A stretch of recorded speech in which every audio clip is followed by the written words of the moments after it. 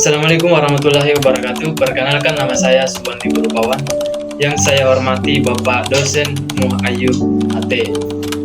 Alhamdulillah Rabbil Alamin. Wassalatu wassalamu ala asrafil anbiya wal mursalin wala alihi wasahbihi ajmain, amma ba'd.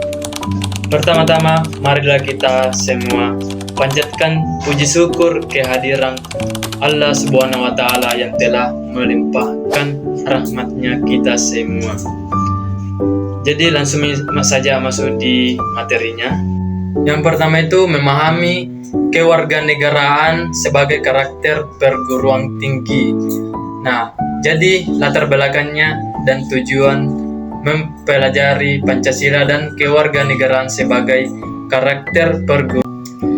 Kenapa harus mempelajari pendidikan Pancasila di perguruan tinggi? Karena pendidikan kewarganegaraan itulah sangat penting bagi kita yang duduk di perguruan tinggi. Dalam UU RI No 12 tahun 2012 tentang pendidikan perguruan tinggi dan kewarganegaraan, setiap perguruan tinggi harus menyelenggarakan mata kuliah di Pancasila dan kewarganegaraan di perguruan tinggi. Jadi lalu apa saja yang menjadi dasar-dasar penyelenggaraan pendidikan Pancasila? Nah, yaitu dasar-dasar penyelenggaraan Pancasila pendidikan sebagai berikut. Yang pertama, dasar filosofis. Yang kedua, dasar sosiologis. Yang ketiga, dasar yuridis. Nah, yang pertama dasar filosofis, yaitu dilatar belakang oleh adanya pertentangan ideologis pasca Perang Dunia Kedua. Kapitalisme dan komunisme. Dalam hal ini, Pancasila berperan sebagai merging of affiliation antara dua ideologi. Nah, jadi yang kedua itu dasar sosiologis. Jadi di sini ada tiga dasar-dasar sosiologis. Jadi yang pertama, kebinekaan atau pluralitas bangsa Indonesia yang tinggi. Nah, jadi yang kedua itu nilai Pancasila sebagai upaya merentas perpecahan pemberontakan. Jadi yang ketiga, kependudukan Pancasila sebagai kekuatan pemersatu. Nah, jadi di sini yang ketiga, dasar yuridis.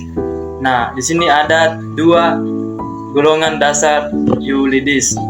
Nah, yang pertama, satu, Pancasila sebagai norma dasar negara dan dasar negara Republik Indonesia. Tercantum dalam pembukaan UUD Negara Republik Indonesia 1945.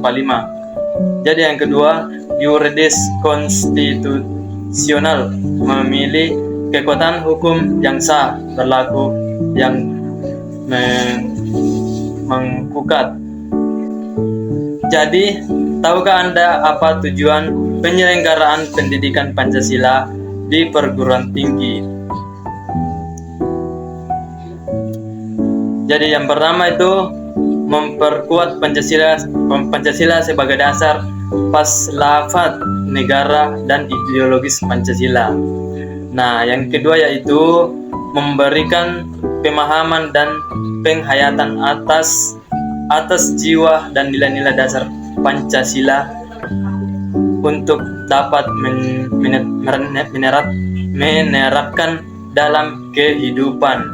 Nah, yang ketiga, mampu menganalisis dan mencari solusi terhadap berbagai personal. Nah, yang keempat itu mampu mengapresiasi nilai-nilai yang terkandung dalam Pancasila. Nah, di sini sumber history sosial tentang Pancasila dan kewarganegaraan, yaitu sumber historis Pancasila. nilai-nilai sudah ada dalam adat istiadat, budaya, dan agama yang terkandung dalam kehidupan bangsa Indonesia sejak zaman dahulu. Nah, dalam Encyclopedia of History ada beberapa unsur agama. Yang pertama itu percayaan kepada kekuatan supranatural. Yang kedua, tindakan ritual dalam objek saskar. Yang ketiga, sembahyang. 4, takjub. Yang kelima, tuntunan moral. Yang keenam, konsep hidup dunia, hubungan dengan Tuhan. Yang ketujuh, konsep sosial yang seagama dalam seiman. Nah, jadi di sini ada sumber sosiologi Pancasila. Nah, nilai-nilai Pancasila secara sosiologi telah ada dalam masyarakat Indonesia sejak dulu hingga sekarang. Misalnya, gotong royong, bahkan pada saat ini gotong royong juga tercermin pada sistem perpajakan di Indonesia. Jadi, begini ucapan pemaparan saya. Thank you for watching. Terima kasih sudah menonton. Dari saya tutup dengan ucapan Assalamualaikum warahmatullahi wabarakatuh.